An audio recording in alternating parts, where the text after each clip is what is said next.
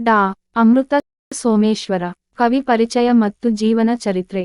ಕವಿ ಕೃತಿ ಪರಿಚಯ. ಡಾ. ಅಮೃತ ಸೋಮೇಶ್ವರ ಅವರು ದಕ್ಷಿಣ ಕನ್ನಡ ಜಿಲ್ಲೆಯ ಅಡ್ಡದಲ್ಲಿ ಸೆಪ್ಟೆಂಬರ್ 27, 1935 ರಲ್ಲಿ ಜನಿಸಿದರು. ಕನ್ನಡ ಮತ್ತು ತುಳು ಭಾಷೆಯ ಬಗೆಗೆ ಆಳವಾದ ಅಧ್ಯಯನ ಮಾಡಿ 60ಕ್ಕೂ ಮಿಕ್ಕಿ ಕೃತಿಗಳನ್ನು ರಚಿಸಿದ್ದಾರೆ. ಸಣ್ಣಕತೆ, ಕಾದಂಬರಿ, ವಿಮರ್ಶೆ, ನಾಟಕಗಳು ಇವರ ಆಡುಂಬೊಲ.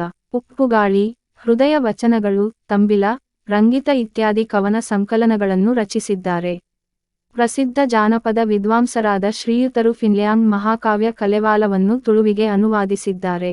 ಎಲೆಗಳು, ರುದ್ರಶಿಲೆ ಸಾಕ್ಷಿ, ವನಮಾಲೆ, ಭಗವತಿ ಆರಾಧನೆ, ಮೋಯ ಮಲಯಾಳಿ ನಿಘಂಟು ಮುಂತಾದವು ಅವರ ಮಹತ್ತರ ಕೃತಿಗಳು. ಪುತ್ತೂರು ವಿವೇಕಾನಂದ ಕಾಲೇಜಿನಲ್ಲಿ ಪ್ರಾಧ್ಯಾಪಕರಾಗಿ ಸೇವೆ ಸಲ್ಲಿಸಿ ನಿವೃತ್ತರಾಗಿದ್ದಾರೆ.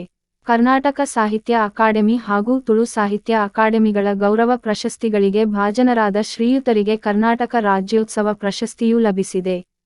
ಪ್ರಸ್ತುತ ವಚನವನ್ನು ಅಮೃತ ಸೋಮೇಶ್ವರ ಅವರ ಹೃದಯ ವಚನಗಳು ಎಂಬ ಸಂಕಲನ